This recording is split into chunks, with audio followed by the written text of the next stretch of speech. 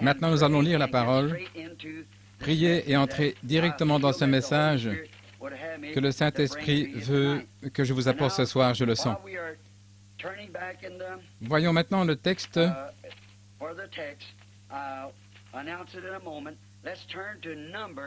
Nombre au chapitre 22, au verset 31. Nombre 22, 31.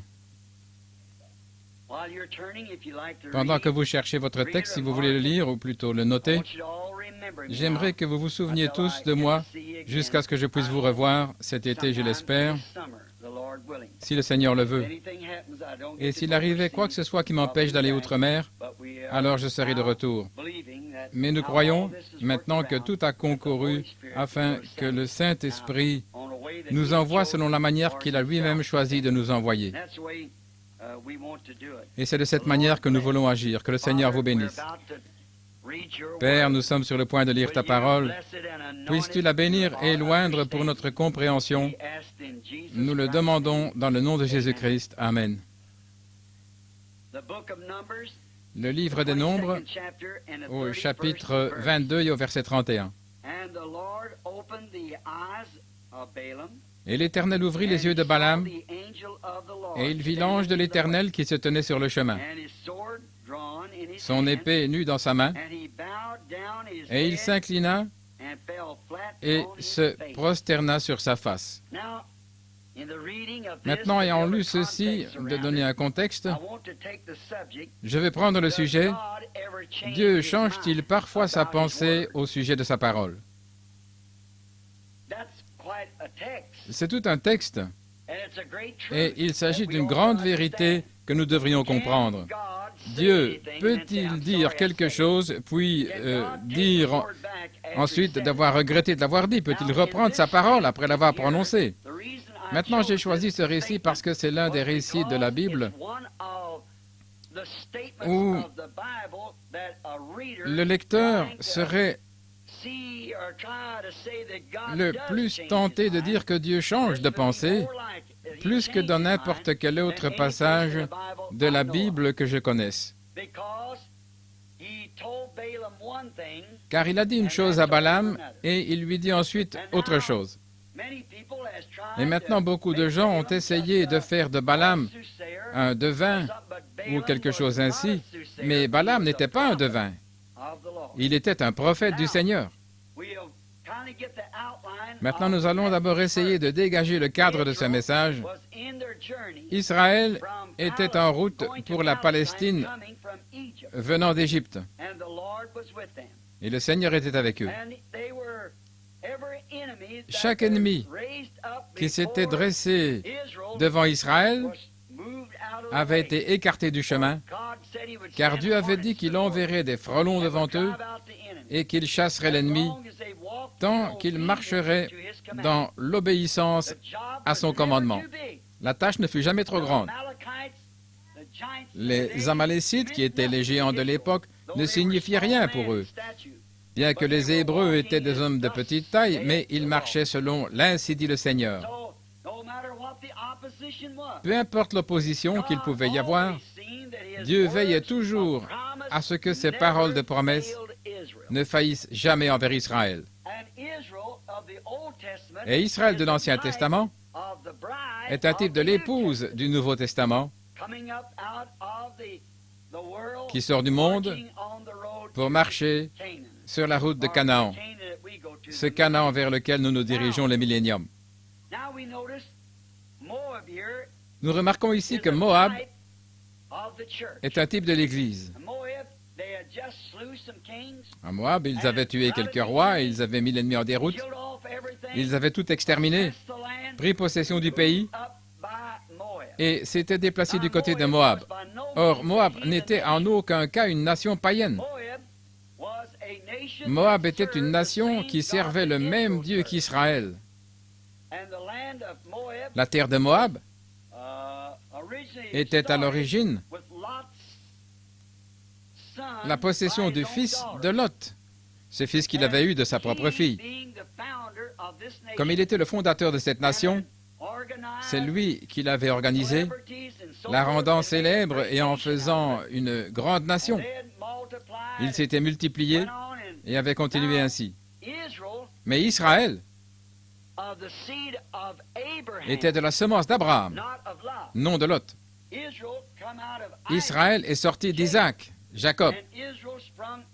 Et Israël jaillit de ces 12 tribus qui venaient de Jacob, qui fut appelé plus tard Israël, car il avait lutté avec le Seigneur. Et Moab, ici, tout d'abord, j'aimerais dire aux gens qui sont reliés par le téléphone que je n'ai pas l'intention de faire des critiques, et j'espère que je n'en fais pas. Mais ce message qui m'a été donné, je dois être fidèle à ce message, sinon je serai un hypocrite. Vous voyez, je ne peux rien dire de plus que la parole pour laquelle je suis envoyé. Et je pense que le grand ennemi de la société chrétienne aujourd'hui, ce sont les églises organisées. Je crois de tout mon cœur que tout cela finira par former la marque de la bête. Je peux le prouver par la Bible avec l'aide de Dieu, et je l'ai déjà fait. Cela débouchera sur la marque de la bête dans la fédération des églises. Car Dieu n'a jamais reconnu à aucun moment une église organisée. Il ne l'a jamais fait. Et chaque fois que l'homme a fait une organisation, l'Esprit de Dieu l'a quitté et il n'y est jamais retourné. Demandez à n'importe quel historien ou le lire vous-même. Jamais. Lorsque les gens se sont organisés, Dieu a tout laissé tomber. Et c'est ainsi que cela s'est passé. Ils en sont restés au point où ils en étaient. Les membres se sont multipliés, mais n'ont plus jamais eu le réveil de l'esprit. Moab en est un type, car ils étaient une nation organisée sur leur propre terre, ainsi que dans leur dénomination. Et ils avaient leur propre religion. Et leur religion était la même que celle qu'avait Israël. Ils étaient moabites et croyaient en Dieu Jéhovah, mais ils étaient un groupe de gens organisés. Comme ils représentent l'Église naturelle, Israël représente l'Église spirituelle lors de son voyage. Israël n'était pas une nation organisée. Tant qu'ils suivaient Dieu, ils étaient indépendants. Ils se déplaçaient, séjournaient ici et là, et n'avaient pas de place où aller. Ils suivaient la colonne de feu partout où elle allait. Ils n'étaient pas une nation organisée. Il y avait une certaine organisation parmi eux du fait de la circoncision qui était un commandement de Dieu. Mais à cette époque, ils ne furent jamais une nation organisée. Lorsqu'ils finirent par devenir une nation organisée, ce fut alors qu'ils chutèrent et rejetèrent leur Messie. Et nous nous apercevons que chaque fois que ces esprits naturels et spirituels des églises et des organisations se rencontrent, il y a toujours un accrochage. Cela ne manque jamais de se passer ainsi. Il y a toujours une collision. Car nous découvrons qu'il y a là de la jalousie. Cette jalousie provoque des comparaisons charnelles et des imitations. Et nous voyons qu'il en est aujourd'hui comme il en fut alors. Lorsque Dieu fait quelque chose chez une personne, tout le monde essaie de copier ce que Dieu a fait pour cette personne. Vous voyez, cela occasionne une compétition et tout ça c'est charnel. Et si l'autre camp ne peut pas obtenir de résultats spirituels, il l'obtient alors par le pouvoir politique ou substitue quelque chose pour bouleverser l'esprit des gens afin d'attirer des disciples derrière eux. C'est exactement ce qui s'est passé au tout début. C'est comme pour Caïn et Abel. Les deux garçons se trouvaient ici sur terre, et lorsqu'Abel offrit à Dieu un sacrifice plus excellent que Caïn, et que Dieu confirma Abel en descendant pour recevoir son sacrifice, cela causa de la jalousie chez Caïn. parce qu'il était jaloux de son frère et il le tua. Tout ceci commença au début, lorsque l'esprit naturel et l'esprit spirituel, et pourtant Caïn et Abel adoraient le même Dieu. Tous deux construisirent le même genre d'autel. Et tous deux adoraient le même Dieu dans la même église, au même autel. Mais Caïn, qui avait raisonné de manière charnelle, apporta des fruits de la terre et les déposa sur l'autel comme sacrifice, en pensant que sûrement cela conviendrait à Dieu pour l'expiation. Aujourd'hui, les gens pensent qu'il doit avoir apporté des pommes, que ce sont les pommes qui prirent Adam et Ève, qui causèrent le péché. J'ai même entendu des gens dire que c'était une grenade, il n'y a pas très longtemps. Certains ont dit que c'était autre chose.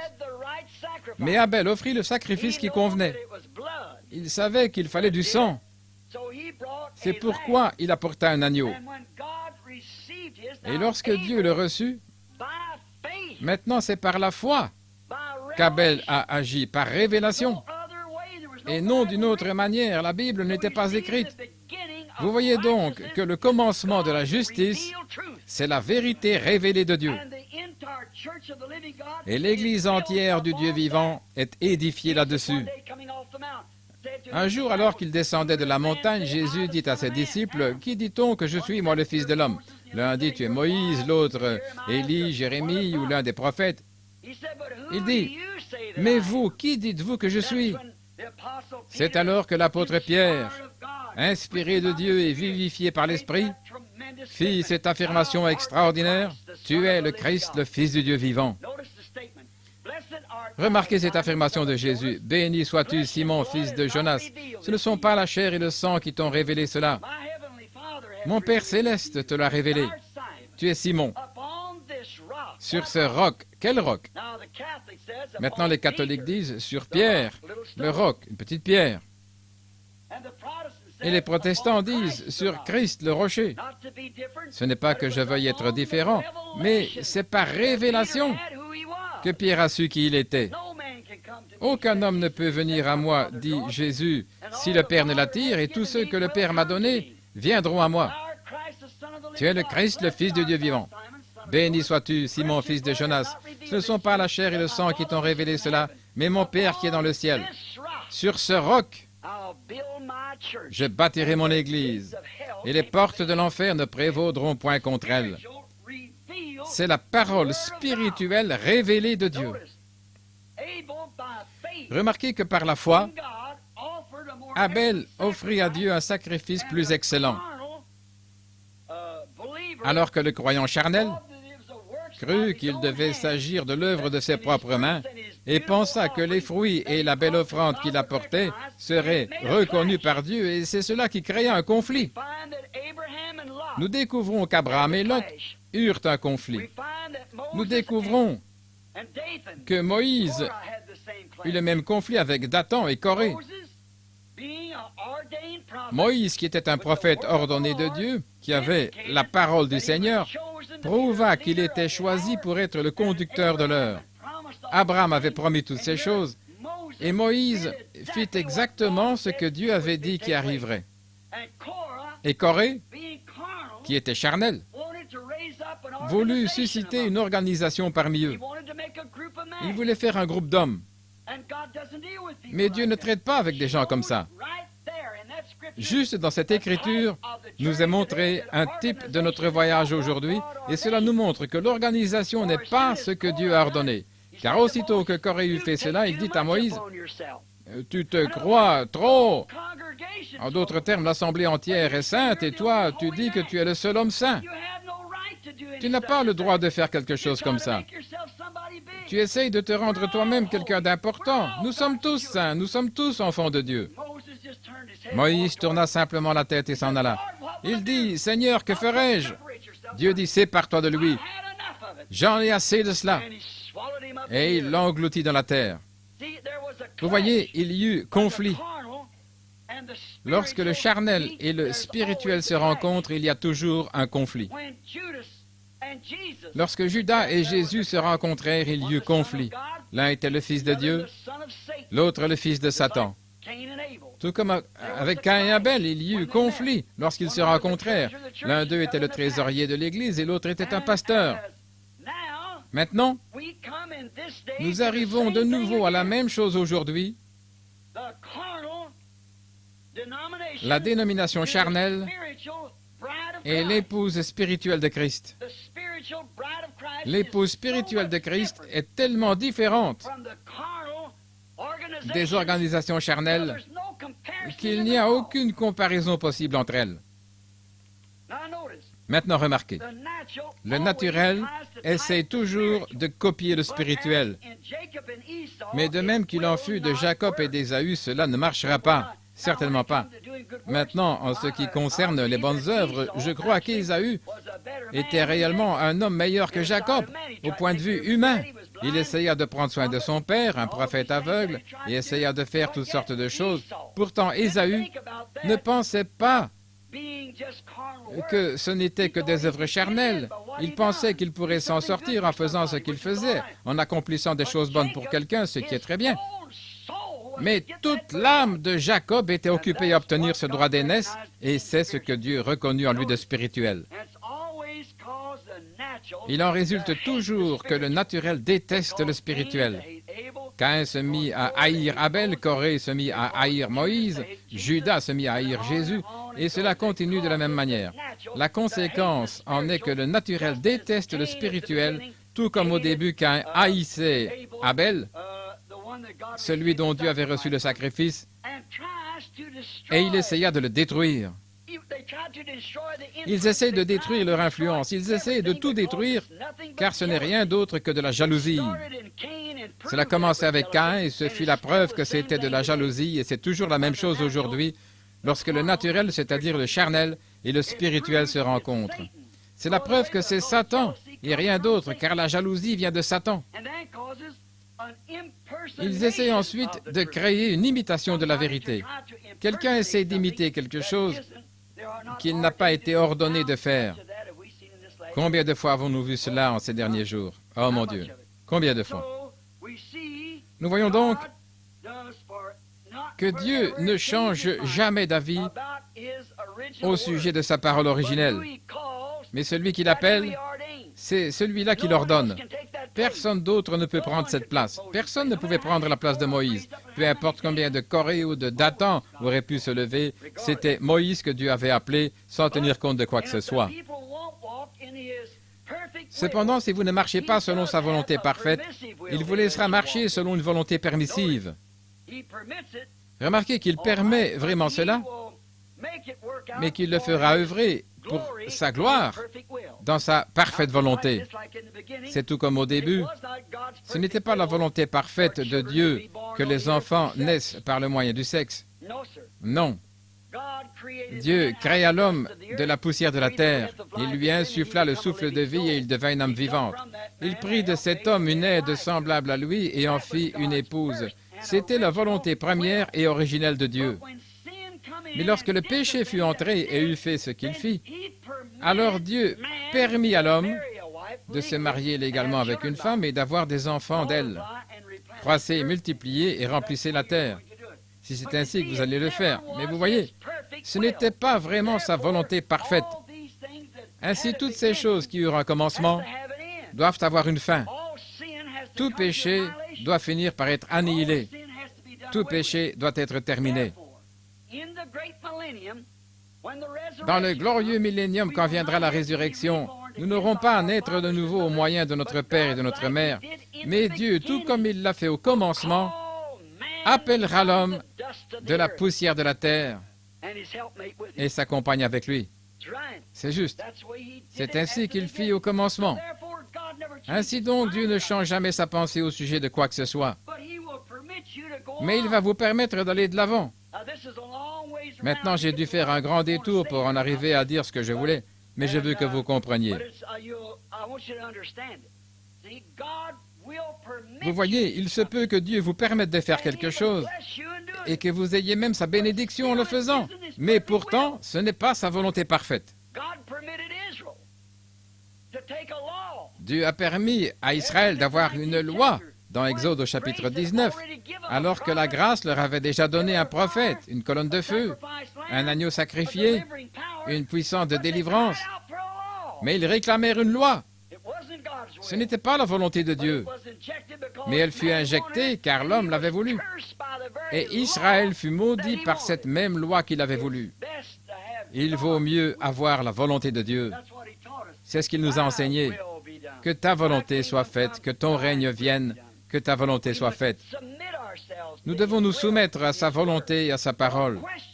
Ne mettez pas en question cette parole, croyez-la, n'essayez pas de la contourner. Prenez-la simplement comme elle est. Il y en a tellement qui veulent tourner autour, trouver une autre solution. Et lorsque vous faites cela, il se trouve que vous continuez d'avancer et que Dieu vous bénit, mais vous œuvrez selon sa volonté permissive et non selon sa parfaite volonté divine. Comme je l'ai dit, il permet cela, mais ce ne sera pas sa parfaite volonté. Cependant, il fera œuvrer cela pour honorer et bénir sa parfaite volonté. Et le fait de concevoir des enfants par le sexe en est un exemple. Maintenant, remarquez, dès le début, Moab fut une nation illégitime. Dès le départ, il fut illégitime, bien que venant d'un père croyant et d'une fille croyante. Si vous voulez typifier cela et le transposer sur le plan spirituel, vous pouvez voir qu'il en est exactement de même pour cette dénomination qui se présente à la vue de tous, certainement. Vous voyez, tout cela est complètement faux. Et regardez, lorsque cela commence comme cela, c'est comme une boule de neige qui roule en grossissant toujours de plus en plus. Vous faites une erreur et vous partez sur cette erreur, et vous continuez tout simplement à rouler une chose après l'autre et ainsi de suite. Et c'est de cette manière que l'Église a commencé. C'est de cette manière que ça a commencé à Nicée, à Rome. Lorsque l'Église catholique romaine, tout au début, cette Église est sortie de la Pentecôte. Mais lorsqu'ils s'organisèrent et amenèrent des célébrités dans l'Église, ils commencèrent à introduire des prières, à égrener le chapelet, à prier pour les morts et toutes ces autres choses. Tout cela se mit alors à entraîner une erreur à la suite d'une autre jusqu'à en arriver au point où cela est maintenant. Il n'y a absolument aucune manifestation de la Pentecôte dans tout cela. Vous voyez? Une erreur en entraîne une autre et ainsi de suite. Il n'y a qu'une chose à faire, c'est d'effacer l'enregistrement et de recommencer depuis le début. Martin Luther commença avec la justification. Cela aurait dû être l'Église luthérienne la plus avancée, vous voyez. Mais lorsqu'il s'organisa, il ne put recevoir la sanctification de Wesley. Il s'était organisé et l'homme ne pouvait pas lutter pour la sanctification, c'est pourquoi l'Esprit s'en alla. Voyons maintenant le groupe de Lot. Moab était l'enfant de la fille de Lot, et c'était un enfant illégitime dès le début. Remarquez maintenant, de la même manière que l'Église naturelle, c'est-à-dire Moab, représente la dénomination naturelle, Israël représente l'Église spirituelle. Israël, la véritable Église, était l'épouse de ce jour-là. Elle fut appelée hors d'Égypte et confirmée comme étant la vérité. Remarquez maintenant qu'ils marchaient ensemble. Ils offrirent tous deux les mêmes sacrifices, tous deux construisirent 7 autels, un sacrifice pur, un bœuf, et ils offrirent même des béliers, rendant témoignage qu'un Messie devait venir. Fondamentalement, ils étaient tous deux exactement identiques. Israël se trouvait là dans la vallée et Moab sur la colline. Moab avait 7 autels et Israël 7 autels. Moab avait 7 bœufs et Israël 7 bœufs. Moab avait 7 béliers, représentant le Messie qui devait venir, et Israël avait 7 béliers. Qu'avait-il de différent? Fondamentalement, tous deux étaient dans le vrai. Mais voyez-vous, Moab n'avait pas l'approbation de Dieu. Ce n'était qu'une nation, un groupe de célébrités.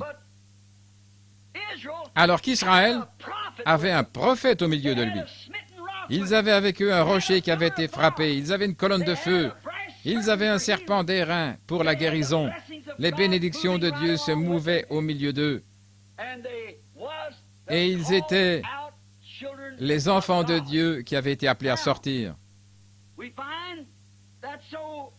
Nous voyons que cela est parfaitement typifié ici dans les églises d'aujourd'hui.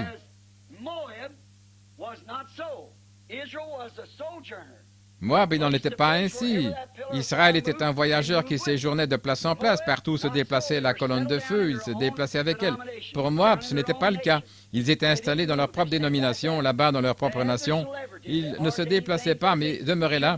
Ils avaient des célébrités, toutes les choses qu'ils devaient faire étaient ordonnées. Ils avaient leurs guerriers, ils avaient leurs combattants, leurs rois, de qui ils recevaient leurs ordres, et ainsi de suite. Mais Moab vit qu'Israël avait quelque chose que lui n'avait pas.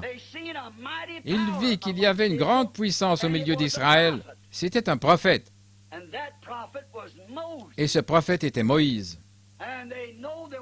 Ils savaient que lorsque la bataille tournait mal, ils élevaient simplement les mains de ce prophète, les maintenaient en haut et le cours de la bataille changeait. Les Moabites n'avaient pas une telle chose. Ils essayèrent donc de s'en sortir par le moyen de la politique, par un soutien politique. Ils envoyèrent chercher un prophète à l'étranger et le payèrent afin qu'il vienne pour qu'ils puissent avoir un prophète et par là même la puissance au milieu d'eux, comme Israël l'avait au milieu de lui. Voyez-vous cette imitation charnelle? Voyez-vous l'Église charnelle aujourd'hui? Elle fait exactement la même chose. Remarquez. Maintenant, tous deux avaient des prophètes. La seule différence est que Moïse était le prophète de Dieu. Son roi, c'était Dieu. C'est de lui qu'il recevait ses ordres, de la parole de Dieu. Balaam avait aussi un roi. C'était Balak, roi de Moab. Et c'est de lui qu'il recevait ses ordres et ses bénédictions. Balak dit donc à Balaam, « Descends et maudis-moi ce peuple, car il couvre toute la surface de la terre. » Ils viennent par là et broutent tout sur leur passage comme un bœuf qui broute l'herbe. Balak dit, « Descends donc maintenant, car j'ai cru comprendre que tu pouvais maudire ou bénir et que tout ce que tu faisais était confirmé. » Nous remarquons maintenant que ce prophète était un prophète qui avait été ordonné par Dieu, mais qu'il avait vendu son droit d'aînesse pour des raisons politiques, tout comme l'a fait l'Église d'aujourd'hui, comme le firent Luther, Wesley, la Pentecôte et tous ces groupes qui vendirent leur droit d'aînesse pour promouvoir leur organisation. Moïse était sous les ordres de Dieu, Balaam était sous les ordres de Balak. Pourtant, ces deux prophètes étaient appelés hommes de Dieu et tous deux étaient spirituels. Remarquez la différence. Tous deux avaient un chef. Celui de Moïse était Dieu, celui de Balaam était Balak. Voyez maintenant ici comme le spirituel s'applique à démontrer que le naturel est dans l'erreur. Moïse, envoyé par Dieu dans l'exercice de ses fonctions, est défié par un autre prophète de Dieu. Pouvez-vous imaginer ça? Moïse, qui a été appelé par Dieu, ordonné par Dieu, qui se tient au service de Dieu, se retrouve dans ce groupe froid et formel et est mis au défi par un autre prophète de Dieu que Dieu lui-même avait béni et ordonné. Comment pourriez-vous faire la différence? Tous deux étaient prophètes. Dieu avait parlé aux deux prophètes. Certains disent Dieu a dit de faire ceci ou Dieu dit de faire cela, je ne discute pas cela. Mais ce n'est pas dans la ligne de la parole de Dieu, du prophète. Peu importe s'il s'agit d'un prophète, il n'est pas dans la ligne. Tellement de gens ont été trompés comme cela. Oh, ce frère sait faire ceci, il peut faire cela, et renier la parole? Même si je parlais les langues des hommes et des anges, même si j'avais le pouvoir de déplacer les montagnes, même si je donnais tous mes biens pour nourrir les pauvres, je ne serais toujours rien. Beaucoup viendront à moi en ce jour et diront, « Seigneur, Seigneur, n'ai-je pas prophétisé en ton nom? N'ai-je pas chassé les démons en ton nom et accompli des œuvres puissantes? » Et je leur dirai, « Retirez-vous de moi, ouvriers d'iniquité, je ne vous ai jamais connus. » Ils étaient pourtant venus en affirmant qu'ils avaient fait cela. Mais Jésus leur dit qu'ils étaient des ouvriers d'iniquité. Qu'est-ce que l'iniquité? C'est lorsque vous savez qu'il y a quelque chose que vous devriez faire et que vous savez qui est juste, et pourtant vous ne le faites pas. Voyez-vous comment cela se passera dans les derniers jours? Écoutez tout le conseil de Dieu. C'est ce que je me proposais de faire ce soir. J'avais dit que j'aurais terminé à 9 heures. Il se peut que je finisse un peu plus tard. Regardez. C'est ce que j'avais l'intention de vous montrer par la parole de Dieu. Je voulais vous montrer que Dieu doit garder sa parole afin de rester Dieu. Maintenant, nous remarquons cela. Tous deux étaient des hommes spirituels, tous deux étaient des prophètes, tous deux avaient été appelés. Et Moïse était là dans la ligne du devoir, avec une colonne de feu renouvelée devant lui chaque jour. L'Esprit de Dieu était sur lui, dans la ligne du devoir. Voici maintenant un autre serviteur de Dieu, un homme qui avait été appelé par Dieu, ordonné par Dieu, un prophète, à qui vient la parole de Dieu. C'est là que réside le danger. Personne ne pouvait nier que cet homme venait de Dieu, car la Bible dit que l'Esprit de Dieu lui avait parlé et qu'il était un prophète. Mais voyez-vous, lorsqu'il reçut la véritable réponse de Dieu, il ne voulut pas la garder. Il n'y fit pas attention. Alors il alla défier Moïse. Maintenant, Balaam recherchait de tout son cœur la volonté de Dieu.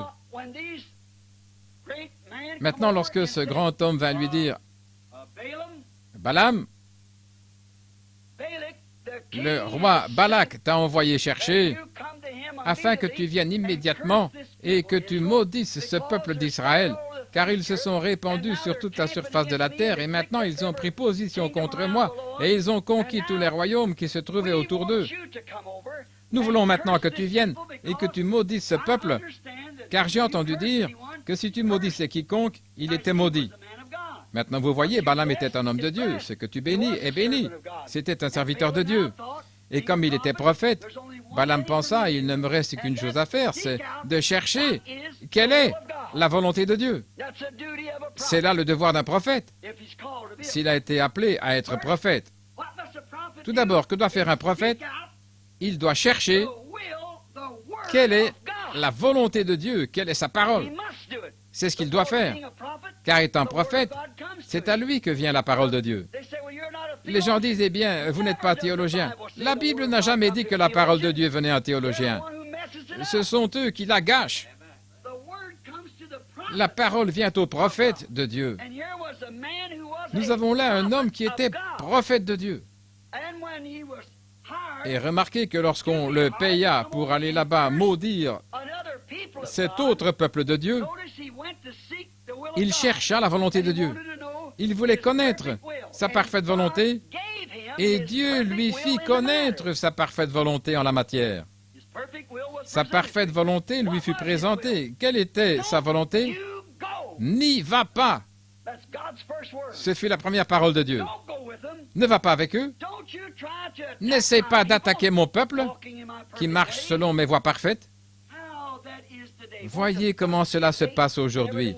Ils veulent faire des histoires, discuter et toutes ces autres choses lorsqu'ils voient l'Esprit de Dieu œuvrer au milieu de vous. Et cela fait des années qu'ils essayent d'étouffer cela. Mais plus ils essayent de l'étouffer, plus cela prend de l'importance.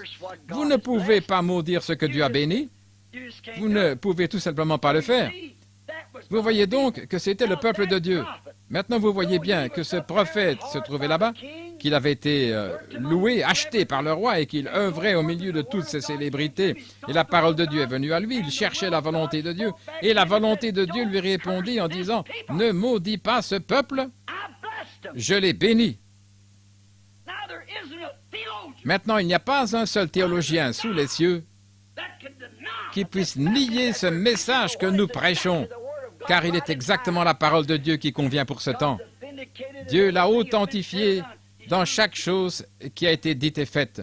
Il a prouvé que ce message était vrai. Maintenant, pas un seul théologien, pas un seul lecteur de la Bible, pas un seul prophète ne peut regarder cette parole. S'il est un prophète, il verra la même chose.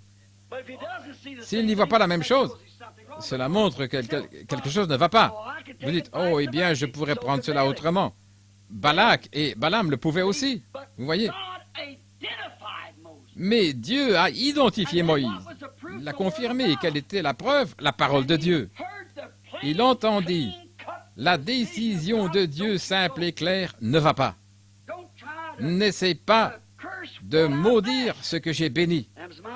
C'est mon peuple. Et vous savez quoi? Balaam n'aimait pas de toute façon ce peuple.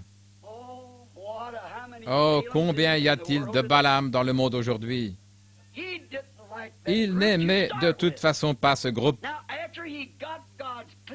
Il reçut la claire décision de Dieu, ne va pas. Mais vous voyez, au lieu d'obéir, il fit la même chose que Caïn, que Corée, il fut jaloux. Et il chercha une raison pour y aller de toute façon. Remarquez ce que fit le quartier général de sa dénomination après qu'il soit revenu en disant « Non, n'allez pas croire que je vais descendre là. Ne croyez pas que j'ai quoi que ce soit à voir avec eux. Je ne vais pas discuter avec ces gens car Dieu vient de me dire qu'ils étaient son peuple et je ne crois pas que j'irai. » Oh, s'il était resté avec ça. Mais au fond de son cœur, voyez-vous, il ne les aimait pas. Il n'était pas de son groupe. Et tout ce qui n'appartient pas à son groupe ne pouvait de toute façon pas avoir raison, vous voyez. Et il abaissa son regard sur eux en disant « Ces gens ont fait des choses horribles. Un Dieu saint va certainement maudire des gens comme cela. Ils sont illettrés et n'ont pas été éduqués comme nous. Nous sommes des gens plus intelligents. Oh, ils prétendent bien servir Dieu. Mais regardez-les, que sont-ils? Une bande d'esclaves qui pataugent dans la boue que les Égyptiens ont chassés. Eh bien, Dieu ne voudrait sûrement rien avoir à faire avec un groupe aussi sale que ça. Il manqua de voir ce rocher qui avait été frappé, ni ce serpent d'airain et cette colonne de feu. Il essaya de les juger selon un point de vue moral. Il manqua de voir l'appel plus élevé de Dieu. C'était par grâce, par élection, qu'il se trouvait dans cette ligne avec la parole de Dieu. Et lorsqu'il voulut les maudire, Dieu lui dit, « Ne fais pas cela, ils sont à moi. Laisse-les tranquilles. Ne les touche pas. » Et ces hommes firent demi-tour et s'en retournèrent. Observez maintenant les quartiers généraux de sa dénomination lorsqu'ils furent entrés. Ils envoyèrent un groupe plus influent. Cette fois-ci, au lieu que ce soit simplement des laïcs, ce furent peut-être des docteurs en théologie. C'était peut-être des évêques ou des surveillants généraux. Il envoya un meilleur groupe. Un groupe un peu plus influent, des gens qui avaient une instruction un peu meilleure, qui pouvaient mieux lui exposer le plan, de manière à le faire apparaître raisonnable. Oui, c'est ce que fit Caïn, il raisonna. C'est ce que fit Corée, il raisonna. Ce n'est pas lui qui raisonnait. Mais nous rejetons les raisonnements, nous croyons Dieu. Peu importe ce que quiconque d'autre peut dire, nous croyons Dieu. Nous ne raisonnons pas avec ce que Dieu dit. Nous ne pouvons pas raisonner. Vous devez l'accepter par la foi. Et tout ce que vous savez, vous ne devez plus le raisonner. Je ne sais pas comment il le fait. Je crois simplement qu'il le fait. Je ne sais pas comment il fera pour tenir cette promesse, mais il a dit qu'il le ferait. Je le crois. Je l'accepte sur la base de ma foi en la parole de Dieu. Vous dites, eh bien, vous ne pouvez pas vous en sortir ainsi. Je ne sais pas comment je m'en sortirai. Mais il a dit, dis-le. Je me souviens que mon pasteur baptiste m'a dit un jour, « Eh bien, Billy, tu finiras par prêcher au poteau de l'église. Crois-tu qu'il y a quelqu'un qui puisse écouter une chose pareille? » Je dis, c'est ce que Dieu a dit. Comment vas-tu faire avec ton niveau d'école primaire pour prier pour des rois et prêcher autour du monde? Je dis, je ne sais pas comment je ferai, mais c'est ce qu'il a dit et ça me suffit. Vous voyez? Il l'a dit, je ne sais pas comment ça va s'accomplir. Il a dit, crois-tu que ces gens qui viennent de ce grand monde instruit et contre lesquels tu vas t'élever au sujet de la guérison divine et toutes ces choses, penses-tu qu'ils vont croire cela? Je dis, ce n'est pas à moi de savoir s'ils vont croire ou pas. Mon devoir, c'est de le prêcher. C'est ce qu'il m'a dit. Il a dit qu'il serait avec moi et qu'il me dirait ce que je dois faire. Et cela s'est passé exactement comme il a dit que cela arriverait. Tout d'abord, prends leur main, ensuite il arrivera que tu connaîtras même les secrets de leur cœur. Et je vous en ai parlé. C'est de cette manière que c'est arrivé. Comment cela se fait-il? Je ne sais toujours pas comment ça se fait. Ce n'est pas mon problème de savoir comment cela arrive. Cela se fait, tout simplement. Qui pourrait expliquer lorsque Dieu dit à Élie, « Monte là-haut et installe-toi sur la montagne et je te nourrirai. J'ai ordonné au corbeau de te nourrir. » Comment un corbeau pouvait-il prendre une tranche de pain, un morceau de poisson cuit et l'apporter à un prophète? Cela dépasse tout ce qu'on pourrait expliquer. Vous ne pouvez pas l'expliquer non plus, personne. Mais il l'a fait. C'est tout ce qui est nécessaire. Il l'a fait, et c'est la vérité. Comment le fit-il? Je ne sais pas. Ce n'est pas mon affaire, mais il l'a fait. Comment fit-il la terre? Je ne sais pas, mais il l'a fait. Comment fit-il pour envoyer son fils? Je ne sais pas, mais il l'a fait. Comment fit-il pour ressusciter les morts? Je ne sais pas, mais il l'a fait. Comment m'a-t-il sauvé? Je ne sais pas, mais il l'a fait. C'est juste. Comment vous a-t-il sauvé? Je ne sais pas, mais il l'a fait. Comment m'a-t-il guéri? Je ne sais pas, mais il l'a fait. Il a promis de le faire, et il tient sa parole. Balaam aurait dû savoir cela, et il savait bien. Remarquez que vint ce groupe influent qui était meilleur. Et qu'avaient-ils? Ils avaient de meilleurs dons. Non seulement ça, ils avaient de meilleurs dons, mais ils pouvaient lui donner plus d'argent et lui offrir une meilleure position. Maintenant, en plus de votre position de pasteur régulier de notre organisation, nous ferons de vous, nous ferons de toi le surintendant du district, vous voyez, nous ferons quelque chose. Pour toi, si tu veux simplement chasser ce groupe de gens-là et arrêter tout ça. Oh, ils lui offrirent une belle place. Ils dirent, tu sais, je peux te donner de l'avancement. Vous voyez d'où lui venait la parole qu'il recevait? De la tête de la nation. D'où Moïse recevait-il ces paroles? Du roi des cieux. Une de ces paroles était la promesse de la parole de Dieu. Je t'emmènerai vers la terre promise et aucun homme ne tiendra devant toi. J'enverrai des frelons devant vous et je les disperserai de gauche et de droite. Vous vous emparerez de ce pays. Je vous l'ai déjà donné. Allez de l'avant, emparez-vous de ce pays, il est à vous. Vous voyez, c'est celui-là que Moïse écouta. Or, cet homme écoutait ces choses à un point tel qu'il sentit en son cœur qu'il y avait quelque chose dont il était jaloux. Et c'est pourquoi il alla vers son chef ecclésiastique. Remarquez qu'il était question d'une meilleure position. Il dit, tu sais que je peux te faire avoir de l'avancement. Je te ferai avoir une meilleure place, je ferai même plus. J'augmenterai ton revenu, je te donnerai un meilleur salaire. Et en lui offrant tout cela, ça l'a aveuglé. Combien de Balaam y a-t-il dans le monde aujourd'hui qui, par une meilleure position, une meilleure église, la promesse de quelque chose. Prenons le cas d'un homme qui tient ses yeux fixés sur la parole de Dieu et sur les œuvres de Dieu. Cet homme bon qui a de l'influence va devenir serviteur de Dieu et s'occupera d'une bonne congrégation. Au bout d'un certain temps, on lui présentera le baptême du Saint-Esprit, on lui présentera le baptême au nom de Jésus, qui est la seule manière scripturaire de baptiser. Et lorsqu'on lui aura présenté cela, et que la dénomination saura qu'elle va le perdre, s'il rentre là-dedans, elle lui offrira une meilleure position et un changement dans l'Église. Vous voyez, c'est ce vieux balamisme à nouveau comme au commencement. Maintenant, cet homme qui lit la Bible ne peut la lire sans voir que c'est la vérité. Personne n'a jamais été baptisé en utilisant les titres de Père, Fils et Saint-Esprit. C'est un credo catholique et non pas une doctrine de la Bible. Personne dans la Bible, ni même jusque 300 ans après la mort du dernier apôtre, n'a été baptisé ainsi. Mais tous ont été baptisés dans le nom de Jésus-Christ. C'est l'Église catholique romaine qui commence avec cela et toutes les autres y vinrent aussi.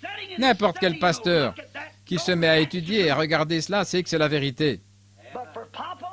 Mais à cause de la popularité, pour garder sa position, pour être mieux considéré dans son peuple, il fait des compromis. Eh bien, dites-vous, Dieu l'a béni, certainement. Certains ont reçu des dons de guérison, certains ont eu de grandes campagnes et s'en sont glorifiés. Et ils ont reçu la même réponse de la parole de Dieu que vous-même ou n'importe quel autre homme recevrait. Dieu ne change pas.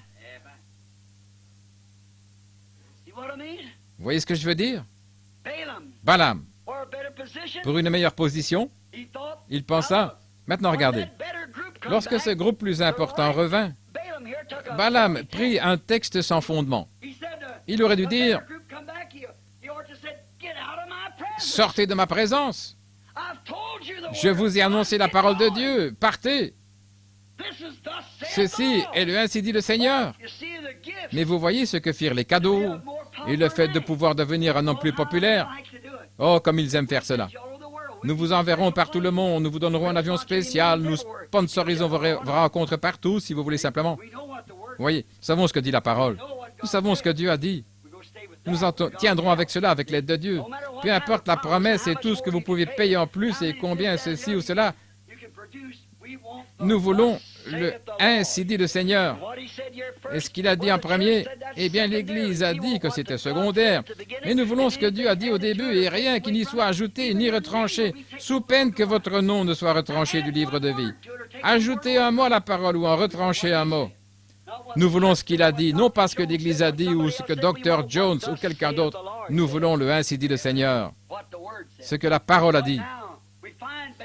Mais maintenant, nous découvrons que Balaam, qui était un serviteur de Dieu, et il y en a beaucoup de ces hommes qui commencent ainsi, et qui sont ordonnés par Dieu, et annoncent la parole de Dieu, pour beaucoup de choses, et qui, lorsqu'il en arrive à la pleine vérité, ils ne veulent plus le faire. Remarquez ici qu'en tant que prophète de Dieu, il n'aurait pas dû se laisser entraîner dans un tel groupe pour commencer. Il n'aurait pas dû aller avec eux. Mais observez, à cause de la popularité, pour le bien de sa conscience, il a dit, « Eh bien, passez la nuit ici et je vais essayer de nouveau. » Vous voyez, je vais essayer de nouveau. Pourquoi voulez-vous essayer de nouveau? Dieu lui avait déjà dit quoi dire. Dieu avait dit, dis-leur que tu n'iras pas. C'est sa parole originelle. Je n'irai pas. Ne va pas, ne maudis pas ce que j'ai béni. Maintenant, observez les retours de flamme après ça. Vous voyez, et ça se passera chaque fois ainsi. Lorsque Dieu dit quelque chose, il le pense. Il ne change pas sa pensée à ce sujet. Il s'en tient exactement à sa parole. Peu importe ce que quiconque d'autre dit, il s'en tient à sa parole. Maintenant, Balaam aurait dû savoir. Il aurait dû se séparer d'une telle compagnie. Mais tous avaient de beaux présents et la promesse qui avait été faite par le roi. Tu sais ce que je peux faire cela? Je suis l'archevêque. Je peux tout simplement faire ce que je veux. Et je te ferai avoir de l'avancement si tu viens faire cela pour moi. Et Dieu lui avait bien dit, ne fais pas cela. Cependant, Balaam dit, passez la nuit ici et je vais essayer de nouveau. Vous voyez? Il avait pourtant la parole. Vous n'avez plus besoin de discuter à ce sujet. Dieu avait parlé. Avec un groupe comme cela, ils essaieront toujours de vous influencer à quitter la volonté de Dieu. Un groupe vint un jour vers un prophète nommé Job. Ils ne purent pas l'influencer. Il avait eu la vision, il savait ce qui était juste. Balaam avait eu la vision, et pourtant il ne s'y tint pas. Peu importe que ces groupes d'église disent, « Oh Job, tu devrais faire ceci ou cela. » Même sa femme a dit, il a dit à sa femme, « Tu parles comme une personne insensée. » Je sais ce que le Seigneur a dit, je sais ce qu'il demande et c'est ce que j'ai fait. Vous voyez, il s'en tint à ce que Dieu avait dit. Remarquez que Balaam s'est servi de ce texte sans valeur pour calmer sa conscience. Voyez. Eh bien, je vais essayer, encore une fois. Maintenant, c'est ici que vous venez une seconde fois. Combien de Balaam avons-nous ce soir qui utilisent ce texte creux de Matthieu 28, 19 à cause de leur conscience? Combien veulent utiliser Malachie 4 à cause de leur conscience? Combien veulent utiliser Luc 17, 30 simplement pour le bien de leur conscience? Combien veulent se servir de ces choses disant, eh bien, je vais vous dire quelque chose, je crois qu'ils sont tous dans la confusion. Et nous voyons ici Balaam qui essaie de dire, Dieu s'est peut-être embrouillé, je vais essayer de nouveau pour voir ce qu'il dit. Cependant, Dieu connaît votre cœur. Remarquez que Balaam s'est servi faussement de ce texte à cause de sa conscience, car il voulait vraiment cet argent. Il voulait cette position de dignitaire, il voulait ce travail, il voulait obtenir cette position afin d'être considéré comme docteur un tel. C'est pourquoi il dit, je vais essayer de nouveau. Oh, combien de Balaam dans le monde ce soir. Des promesses de position, de popularité, oh mon Dieu, qui leur engourdissent la conscience. C'est à cause de leur dénomination qu'ils disent, si vous faites cela, vous n'avez plus qu'à partir. Je sais que tu es un homme très bien et nous vous aimons, c'est vraiment un homme très bien. Mais vous ne pouvez pas prêcher cela. Notre doctrine déclare que vous ne pouvez pas faire cela. Le docteur Untel a dit qu'il devait en être ainsi. Ainsi, si vous voulez rester avec nous, vous devez croire cela de cette manière. Maintenant, je sais que vous avez eu des temps difficiles. Si vous le voulez, eh bien, je vais voir si vous ne pourriez pas obtenir de l'avancement et peut-être en changeant d'église. Oh, vous, Balaam, lorsque vous connaissez la volonté de Dieu, faites-la. Dieu ne changera pas sa volonté. Quelque chose que Dieu puisse laisser de côté à cause de sa mission. Non. Il a dit, eh bien, je vais essayer de nouveau.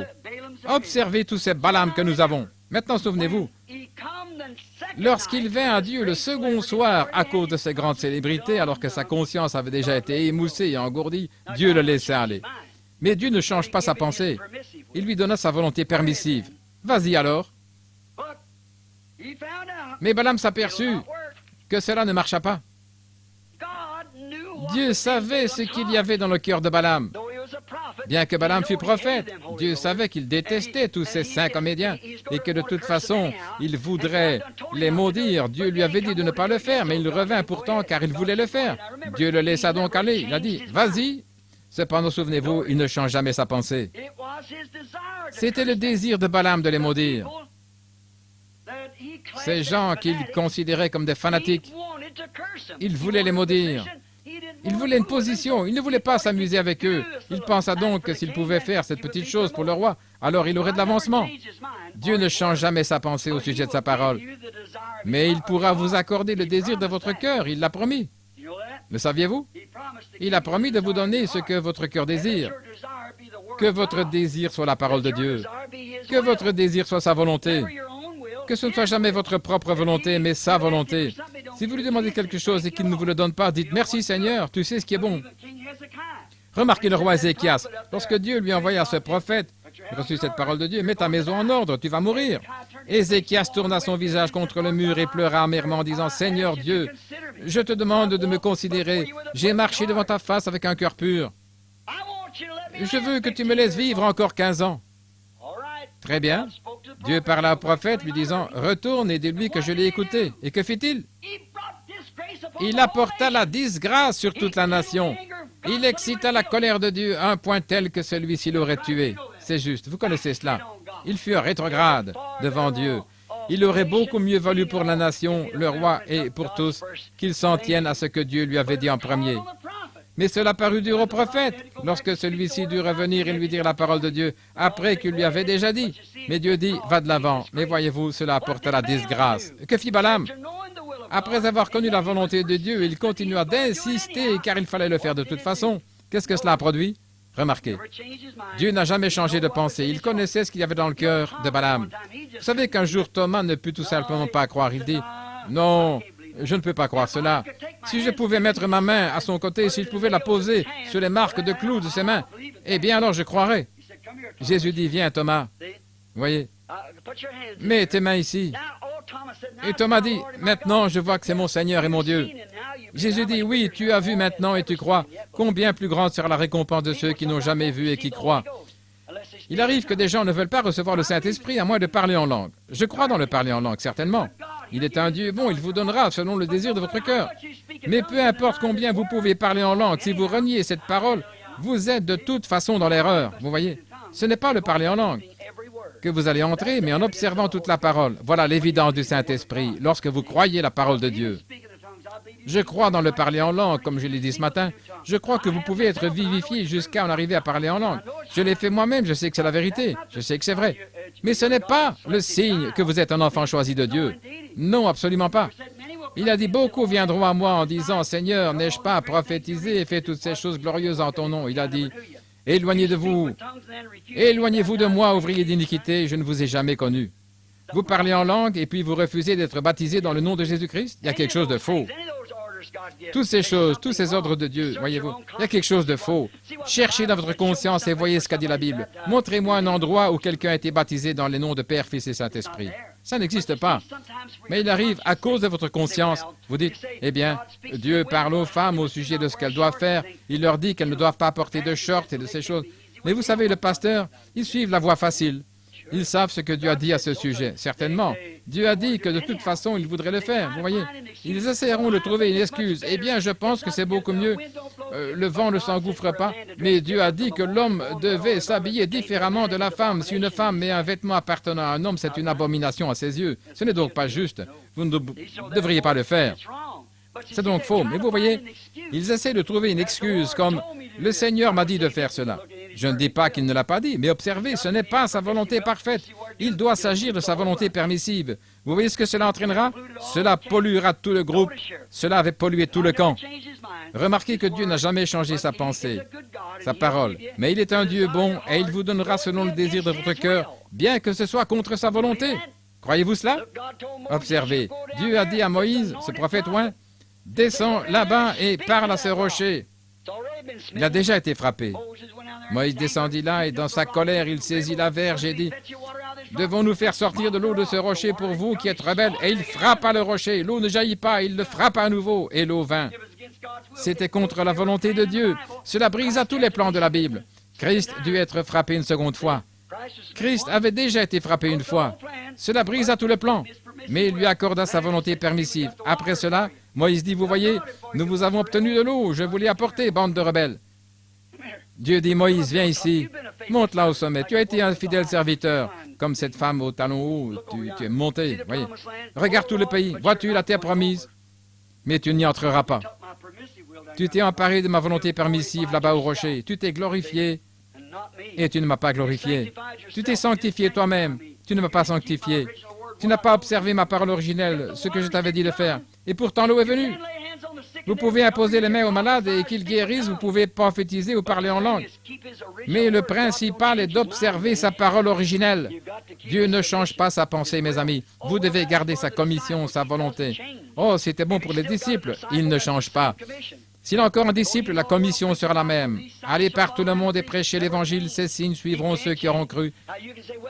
Ça ne change pas, il ne peut pas changer. Maintenant, vous pourriez dire, bien, ce n'est pas pour ce jour. Oh, vous, Balamites, Dieu ne change pas, il est le même hier, aujourd'hui et pour toujours. Regardez simplement les Balamites d'aujourd'hui. Oh, je sais bien que dans la Bible, ils baptisaient dans le nom de Jésus, mais vous voyez tous ces... Peu importe ce qu'ont fait les gens, il n'y a pas d'autre nom sous le ciel qui a été donné parmi les hommes pour être sauvés. Il n'y a pas de rémission des péchés si ce n'est par le nom de Jésus-Christ. Peu importe combien vous êtes bon, ce que vous faites, ça n'a rien à voir. C'est la parole originelle de Dieu. Vous devez rester avec cela. Oh là là! L'obéissance à sa parole vaut mieux que les sacrifices. Souvenez-vous du moment où Saul revint. Balaam avait le don de la foi et il aurait pu l'utiliser selon la parfaite parole originelle de Dieu. Il y a aujourd'hui beaucoup de gens dans les missions qui ont des dons de guérison et qui pourraient faire la même chose. Il y a beaucoup de gens là, beaucoup de gens qui parlent en langue, qui prophétisent. Il y a beaucoup de gens qui ont un don qu'ils pourraient utiliser pour le royaume de Dieu, mais qui ne veulent pas le faire. Et Dieu les bénit quand même. C'est sa volonté permissive. Mais comme Ésaü l'a fait, ils ont vendu leurs droits d'aînesse pour la popularité, les plaisirs et le profit personnel. Ils ont vendu leurs droits d'aînesse comme le fit Ésaü. Ils l'ont vendu en organisation. Ils l'ont vendu comme le fit Balaam. C'est la même chose aujourd'hui. Nous savons que c'est vrai. Ils vendent leurs droits d'aînesse. Des femmes qui prétendent avoir le Saint-Esprit portent des shorts. Les hommes permettent à ces femmes aux cheveux coupés, au visage maquillé et qui portent des robes de pasteur de monter en chair. C'est là la plus grande pierre d'achoppement que l'Église ait jamais eue. Si vous voulez savoir, d'après les puissances politiques, à quel moment nous en sommes de l'âge du royaume, regardez où en sont les Juifs. Observez comment sont les Juifs, car ils sont une nation.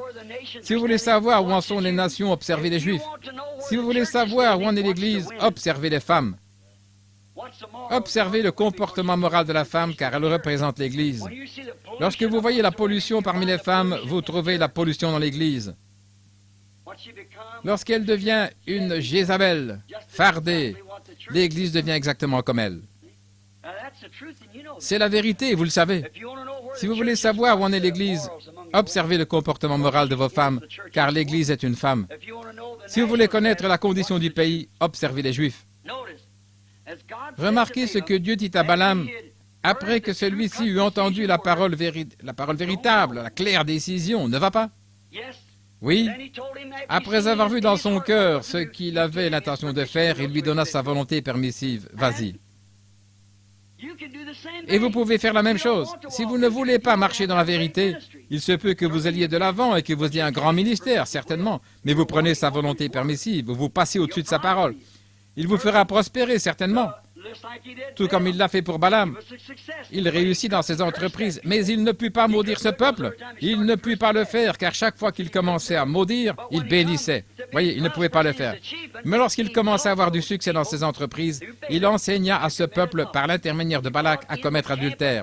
Il amena des gens de Balak dans le camp d'Israël et les incita à se marier. Il dit, eh bien, nous sommes tous un, vous adorez le même Dieu, nous avons un prophète ici, vous avez un prophète là-bas, et nous avons le même sacrifice, le même Jéhovah que nos pères.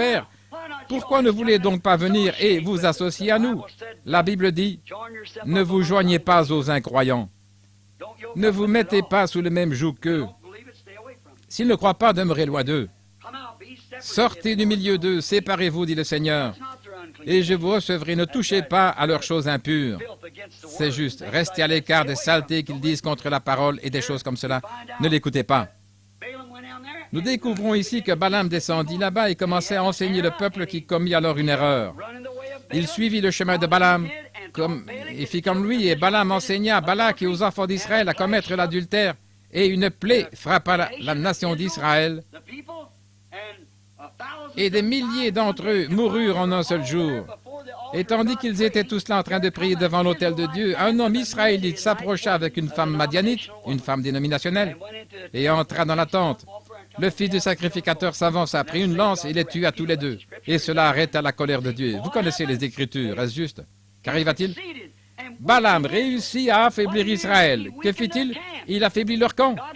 Dieu le laissa aller affaiblir leur camp, et cela pollua tout le camp. Lorsqu'une doctrine commence qui n'est pas la vérité de la Bible, cela pollue tout le camp. Quelqu'un se lève et exprime une idée différente, comme le fit Corée, et dit, eh bien, voici ceci, cela, j'ai une idée différente. Cela pollue tout le camp, et c'est ce qui est fait au camp tout entier de l'Église aujourd'hui. Son enseignement, affaiblissant ainsi tout le camp à Kadesh Barnéa, une confrontation avec la parole. Lorsqu'ils arrivèrent à Kadesh Barnéa et l'affaiblissement du camp, ils sont revenus et ils avaient suivi. Souvenez-vous qu'ils avaient mangé la nourriture des anges chaque nuit. La parole de Dieu leur avait été manifestée, ils avaient mangé cette nourriture, ils buvaient l'eau du rocher, ils avaient vu les miracles, ils avaient observé Moïse, entendu sa parole, vu ses prophéties et tout. Et lorsque finalement ils écoutèrent ce faux docteur qui venait vers eux et leur enseignait des choses fausses, le camp fut affaibli, tandis que le faux prophète prospérait. Il aurait pu construire des édifices d'1 million de dollars, il aurait pu avoir de grandes dénominations, ajouter des centaines de milliers, il aurait pu faire de grandes œuvres de puissantes. Il était un prophète, tout cela est très bien. Mais tant que ce n'est pas en accord avec la parole, vous feriez mieux de rester à l'écart. Dieu ne change pas sa pensée. Restez bien avec sa parole, car c'est ce qui sortira à la fin. La parole, mot pour mot. Quiconque ôtera un mot de cette parole ou y ajoutera un mot, cette parole doit rester telle qu'elle. Maintenant, écoutez attentivement. Lorsqu'arriva le test de la parole, lorsqu'ils allèrent là et virent l'opposition si grande, c'était l'opposition la plus grande qu'ils avaient. Lorsqu'ils virent que les Amalécites étaient 10 fois plus grands qu'eux, ils dirent, nous avons l'air de sauterelles. Les murailles de leur ville sont si larges que 2 chars de course peuvent y rouler de front. Leurs épées sont aussi longues que cela. De plus, ce sont des géants. À côté d'eux, nous avons l'air de sauterelles. Nous ne pouvons pas faire cela. Mais 2 hommes se tinrent sur la parole, Caleb et Josué, qui ont dit, attendez une minute. Vous, ce peuple de 2 millions de personnes, taisez-vous, juste une minute. Nous sommes plus que capables de faire cela. Nous leur sommes bien supérieurs. Sur quoi se basait-il? Dieu avait dit, je vous ai donné ce pays. Il est à vous. Et ils s'enterrent à cela. Mais le peuple s'était uni à d'autres choses et toutes sortes de credos et de rituels étaient entrés parmi eux. Ils étaient devenus faibles comme des lavettes ne sachant pas de quel côté se tourner. C'est vrai, c'est alors que vint le test de la parole.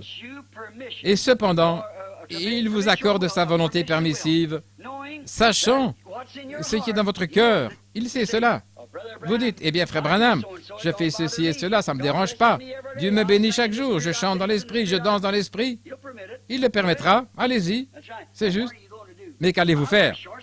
Je porte des shorts, je fais ceci, cela, ça ne me dérange pas, je sais que ma foi est en Christ et pas dans ce que je porte. Mais la Bible dit que ça a de l'importance, vous voyez. Qu'allez-vous faire? Vous allez être une pierre d'achoppement comme Balaam devant les autres femmes. Qu'allez-vous faire de vos jeunes filles? Vous aurez un tas de riquetas. C'est absolument vrai. Un tas de petites Jézabel maquillées. Vous voyez? Pourtant, Dieu vous fera prospérer. Eh bien, il me bénit. Je n'en doute pas. Il a aussi béni Balaam. Il vous bénira certainement. Vous marchez dans sa volonté permissive. Non, dans sa volonté parfaite. Dieu ne change pas sa pensée parce qu'il vous bénit. Il a béni Israël pendant 40 ans. Que faisait-il? Il se mariait, élevait des familles, embrassait des enfants, payait leurs dîmes. Il vivait simplement là et Dieu les bénissait dans le désert, les nourrissait de la manne et toutes ces choses. Mais chacun d'eux périt car il n'avait pas gardé sa volonté originelle, sa parole. Ils avaient pris sa volonté permissive. Allez de l'avant, mais souvenez-vous que lorsqu'ils eurent quitté Kadès, ils ne voyagèrent plus, ils se contentèrent de tourner en rond dans le désert. Alors que 2 jours plus tard, ils auraient pu se trouver dans la terre promise, ils voyagèrent pendant 40 ans, et chacun d'eux mourut, sauf Josué et Caleb, qui s'en étaient tenus à la parole originelle. Oh Dieu, aide-nous. Dieu ne change pas sa volonté, il ne change pas sa pensée. Pourtant, il vous bénira, certainement, il a béni Balaam, et que fait-il? Il pollua tout le camp. Vous voyez, vous devez vous en tenir à ce qu'il a dit. Il n'a jamais changé son plan originel. Regardez les Balaam dans le camp, dans le champ de la moisson aujourd'hui. Regardez simplement. Ils prospérèrent, ils parlèrent en langue, certainement. Ils utilisent les dons de Dieu pour s'enrichir et toutes ces choses, certainement. Mais ils souillent toute l'Église de Dieu avec leur enseignement corrompu. C'est vrai. Quelqu'un m'a dit, pourquoi faites-vous cela? Pourquoi faites-vous? J'ai dit, ne croyez-vous pas que c'est la vérité? Oh oui, mais savez-vous quoi? Ce n'est pas votre affaire. Vous êtes ici pour prier pour les malades. Ils croient que vous êtes un prophète. Vous pourriez enseigner à ces femmes comment faire ceci et encore cela. Comment pourriez-vous leur enseigner l'algèbre alors qu'elles ne veulent même pas apprendre l'ABC? Comment pouvez-vous leur enseigner ces choses alors qu'elles ne veulent même pas faire l'école primaire? Vous devez revenir en arrière et recommencer depuis l'endroit où vous avez arrêté en prenant chaque parole de Dieu. Regardez simplement dans le champ de la moisson aujourd'hui. De même que Balaam s'est marié dans l'église de Dieu à une prostituée, il a épousé une prostituée dans l'église de Dieu.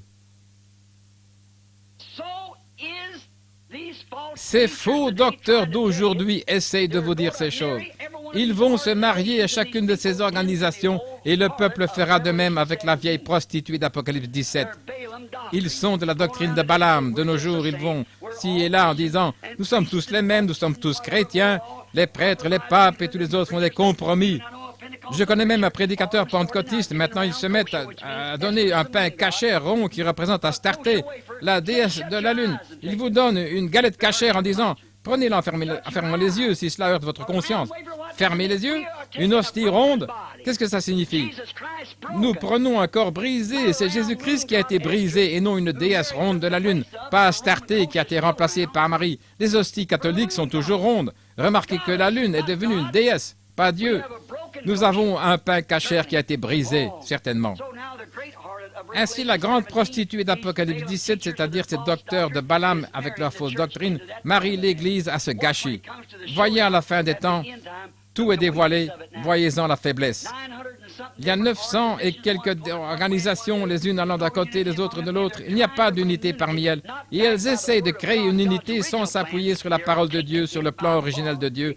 Elles essaient d'établir cela par le moyen de la politique et de l'organisation. Dieu ne change pas sa pensée. Il s'en tient exactement à sa parole. Il a dit, les cieux et la terre passeront, mais ma parole ne passera pas. C'est juste. Il s'en tient à sa parole originelle. Oh là là! Bien qu'il continue de raisonner contre ses paroles comme il le fait au début, il n'y a qu'une chose à faire. Il ne changera pas, c'est simplement de croire. Car le ciel et la terre passeront, mais sa parole ne faillira jamais. Voyez-vous à quoi vous allez vous marier? Voyez la politique et toutes ces choses. Voyez comment ils essayent d'unir la politique et l'Église.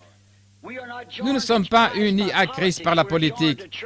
Nous sommes unis à Christ par le baptême du Saint-Esprit. Et vous savez que vous avez le Saint-Esprit lorsque cet Esprit en vous identifie chaque parole de Dieu comme étant la vérité. C'est vrai. Quiconque enlèvera un mot de cette parole ou y ajoutera un mot, sa part sera retranchée du livre de vie. Et pourtant, il prospérera. Vous dites, la prospérité n'est-elle pas un signe de notre foi? Vous ne pouvez pas juger Dieu d'après la prospérité. Le monde prospère. Balaam a prospéré par ce moyen. Mes frères, c'est par sa parole que vous jugez Dieu. Il s'en tient à sa parole et l'identifie comme étant la vérité. Souvenez-vous donc, mes amis, que tant que vous vivrez, n'oubliez jamais ceci, Dieu ne change pas sa pensée. Pourtant, il vous bénira. Il vous laissera aller selon sa volonté permissive, mais il ne changera pas sa parole. Il ne changera pas sa pensée ni son plan. Non, certainement pas. C'est vous qui devez changer.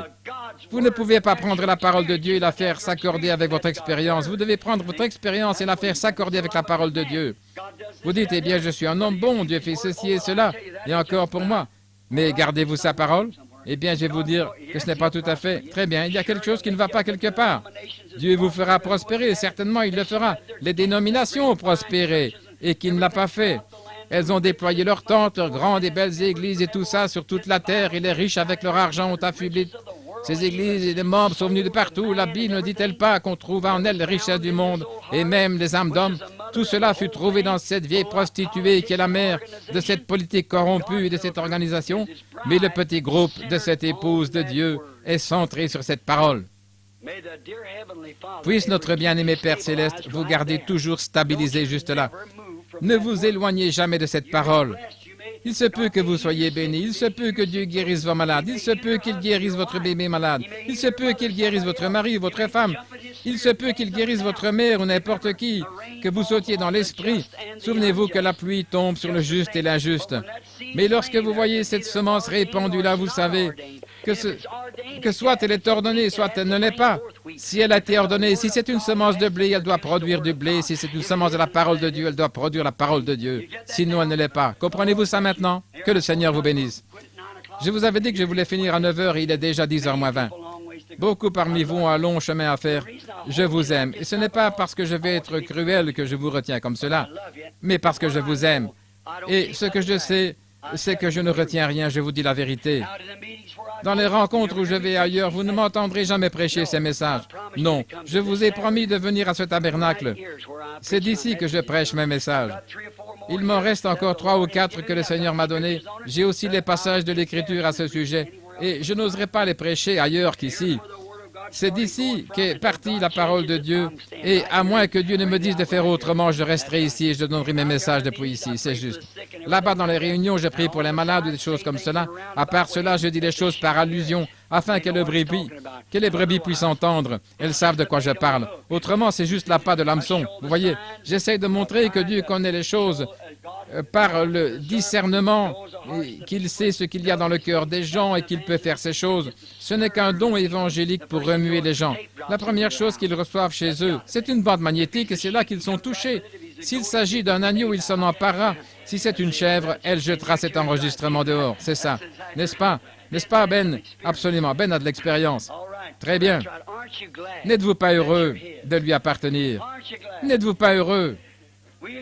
Pendant longtemps, nous avions l'habitude de chanter un petit chant pentecôtiste qui dit « Je suis tellement heureux que le Seigneur m'a fait sortir. Je suis tellement heureux que le Seigneur m'a fait sortir. Si Jésus n'avait pas été là, où serais-je donc? Je suis tellement heureux que le Seigneur m'a fait sortir. Je suis heureux depuis que le Seigneur m'a fait sortir. Si Jésus n'avait pas été là, où serais-je? Je suis tellement heureux depuis que le Seigneur m'a fait sortir. Je pousse des cris de joie depuis que le Seigneur m'a fait sortir. Si Jésus n'avait pas été là, oh, où serais-je? Je suis tellement heureux que le Seigneur m'a fait sortir. Gloire! N'êtes-vous pas heureux? Chantons-le, n'êtes-vous pas heureux?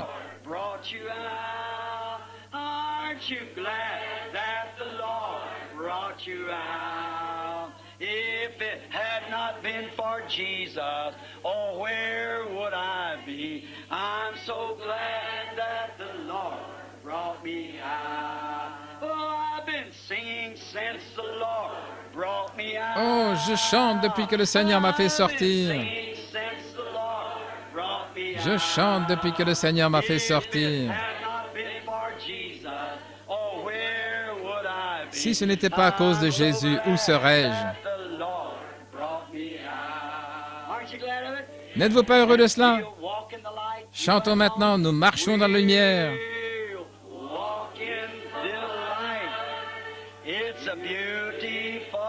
C'est une belle lumière qui fait briller les gouttes de rosée et de grâce. Elle brille autour de nous, de jour et de nuit. Jésus, la lumière du monde. N'aimez-vous pas cela? Chantons-le de nouveau.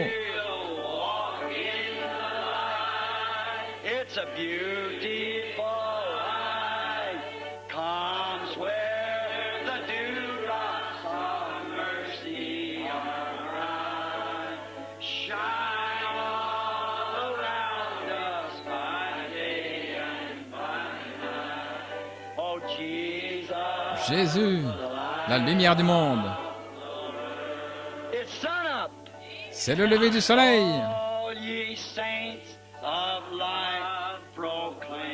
Tous les saints dans l'amour proclament que Jésus est la lumière du monde. Vérité et miséricorde en son nom. Jésus, la lumière du monde. Maintenant, élevons nos mains tandis que nous chantons.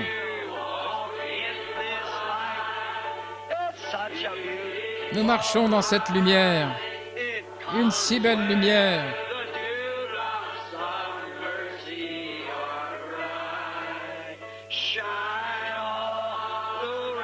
resplendit autour de nous, jour et nuit. Jésus, la lumière du monde. Serrons-nous la main les uns les autres.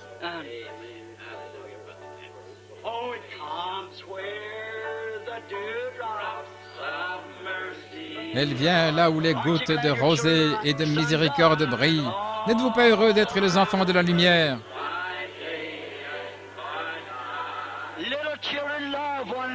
Petits enfants, aimez-vous les uns les autres.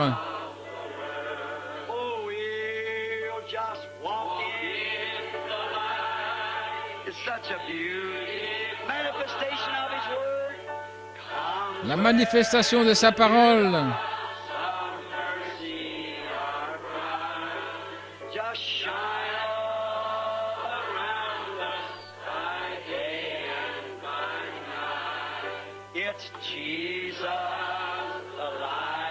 Jésus, la lumière du monde.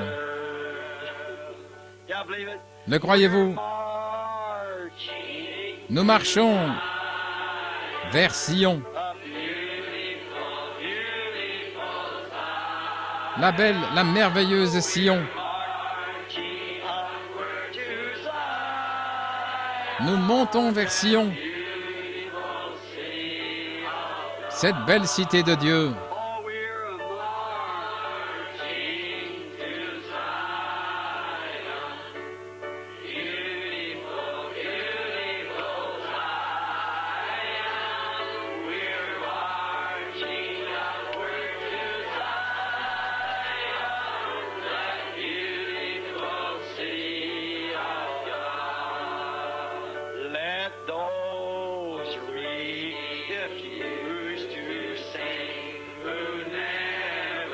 Laissons de côté ceux qui refusent de chanter, ceux qui n'ont jamais connu notre Dieu.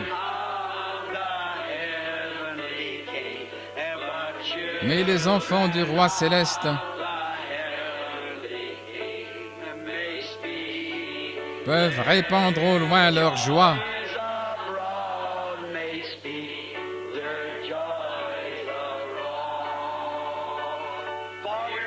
Car nous marchons. Glory, gloire, vers Sion.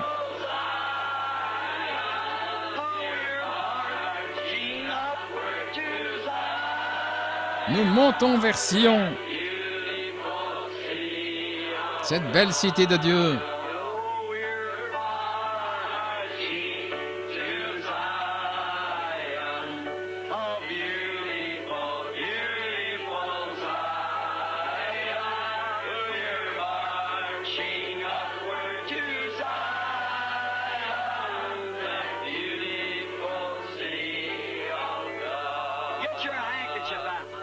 Sortez votre mouchoir. Sortez vos mouchoirs. Faisons au Seigneur une offrande tournoyée. Ce n'est pas une gerbe agitée, mais nous savons qu'ils prirent de linge qui avait touché le corps de Paul.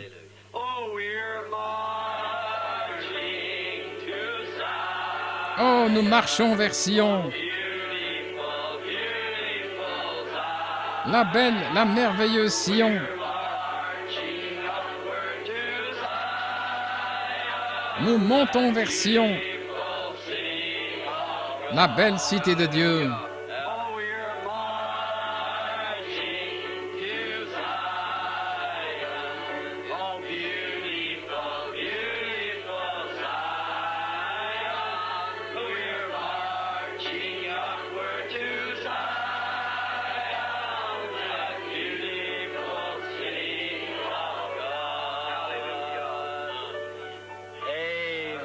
Amen.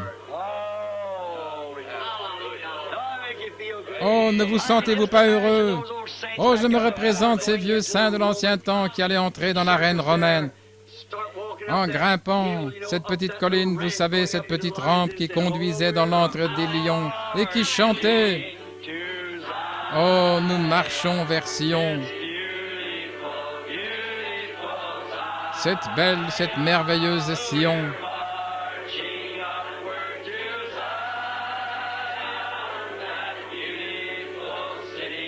cette belle cité de Dieu.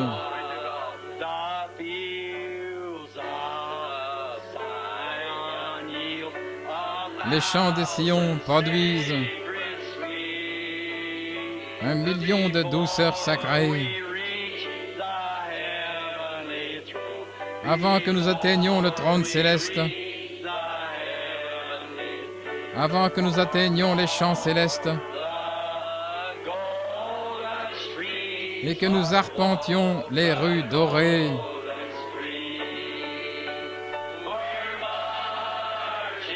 nous marchons vers Sion.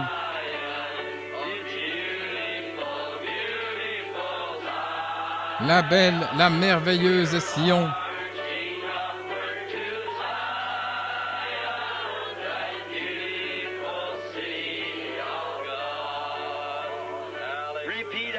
Répétez après moi. Seigneur Dieu, je m'engage de nouveau envers toi. Purifie-moi de toute iniquité. Purifie-moi de tout doute envers ta parole.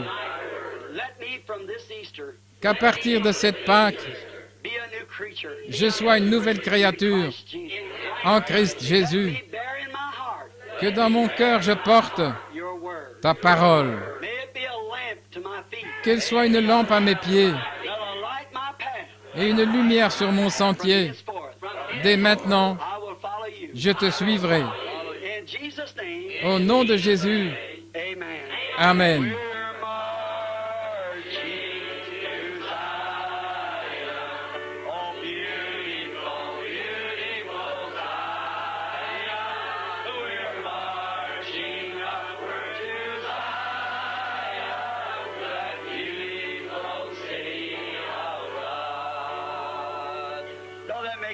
Ne vous sentez-vous pas bien? Nous nous sommes engagés de nouveau, sachant que dans nos cœurs, nous avons été vivifiés d'entre les morts. Cela ne vous rend-il pas heureux? Oh là là! Je vous aime d'un amour immortel. Écoutez, aimez-vous les uns les autres. Vous ne pouvez pas ne pas aimer votre frère que vous voyez et dire que vous aimez Dieu, que vous n'avez jamais vu. Aimez-vous donc les uns les autres. Lorsque vous vous servez les uns les autres, c'est Dieu que vous servez. Est-ce juste? Tout ce que vous faites à l'un de ces petits qui a la puissance vivifiante en lui, c'est à moi que vous l'avez fait. Quand avons-nous vu dans le besoin? Quand avons-nous visité en prison? Quand avons-nous fait ces choses? Ce que vous leur avez fait, c'est à moi que vous l'avez fait. N'est-ce pas merveilleux? Je l'aime. Ne l'aimez-vous pas? Oh, il y a encore un chant que nous devons chanter si vous avez une minute. Oh oui, nous allons prendre le temps. Très bien, très bien. Oh, prenez le nom de Jésus avec vous. N'oubliez pas ça, mon ami. Chantons-le maintenant. D'un seul cœur. Prenez son nom. C'est tout ce que nous avons en nous.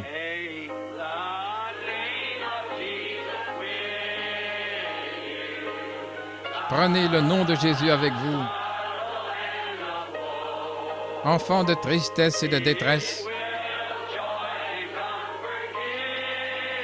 il vous donnera la joie et le réconfort.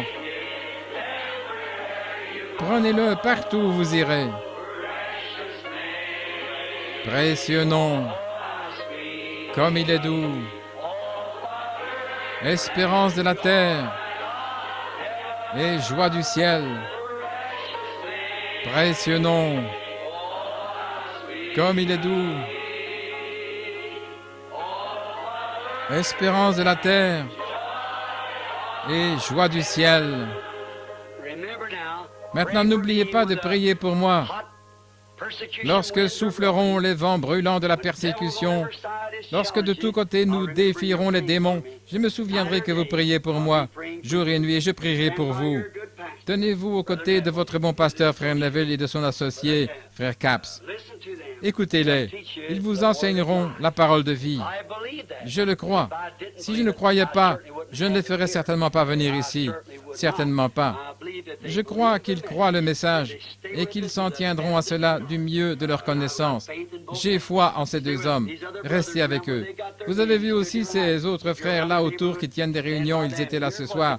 Si vous vous trouvez dans leur voisinage, restez près d'eux. Vous avez entendu pourquoi ils étaient venus ce soir.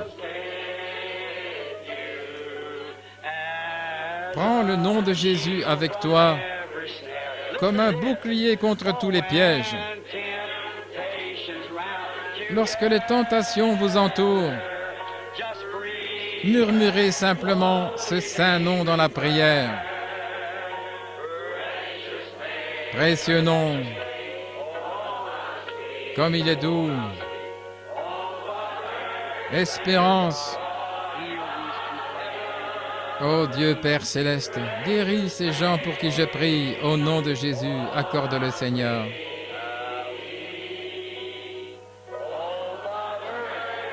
Espérance de la terre et joie du ciel.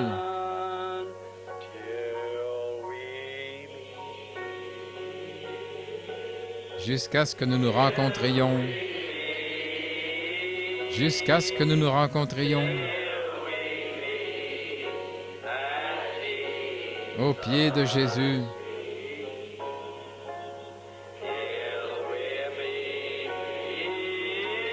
Jusqu'à ce que nous nous rencontrions.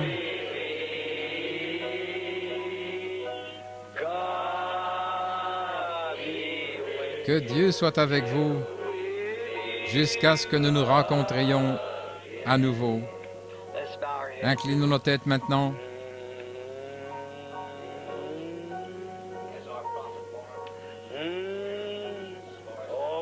Ô Dieu, sois avec nous. Aide-nous, Seigneur.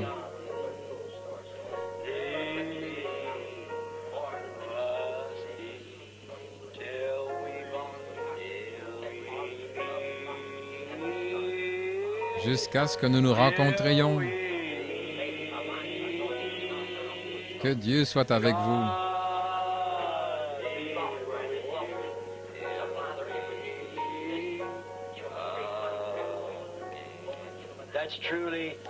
C'est véritablement ma prière, jusqu'à ce que nous nous rencontrions. Que Dieu vous bénisse. Et maintenant, je vais demander à notre précieux frère Neville de congédier l'Assemblée. Dieu vous aime tous, chacun en particulier. Je suis tellement reconnaissant d'avoir des gens comme vous. Que serait mon message si je n'avais personne pour y croire? Il y a ici des gens pour lesquels vous donneriez votre vie. Que Dieu vous aide, qu'il aide chacun de vous. Mes prières sont avec vous, mes bénédictions accompagnent chacun de vous. Puissiez-vous ne pas oublier que vous aurez part à cette résurrection. La puissance vivifiante est maintenant en vous. Tout est prêt. Vous êtes l'enfant de Dieu. Inclinons maintenant nos têtes, tandis que frère Neville vous congédie. Que Dieu vous bénisse.